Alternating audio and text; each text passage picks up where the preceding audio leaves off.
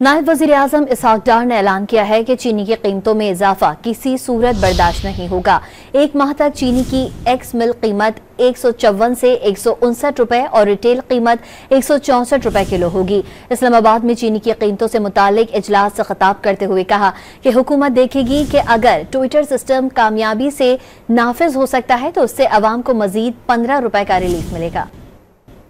Sugar जो crisis कीमत के हवाले से चल रहा था पिछले चंद दिनों में, रमज़ान से के शुरू में शुरू हो गया, जो कि ऑब्वियसली टॉलरेबल नहीं है किसी भी सूरत में प्राइम मिनिस्टर साहब के लिए और हुकूमत वक्त के लिए वो एक्सेप्टेबल नहीं थी। जो एक्स मिल की प्राइस है वो 154 टू 159 होगी। ये एक फाइनल नंबर है एक महीने के लिए, और जो डिटेल होगी वो आप और हम मिल के ये इंश्योर करेंगे कि रिटेल की कीमत 164 से ऊपर नहीं होनी चाहिए। जो आम दुकानों में और स्टोर्स में जो मिल रही है वो अब 178, 179 नहीं होनी चाहिए, वो 164 होनी चाहिए।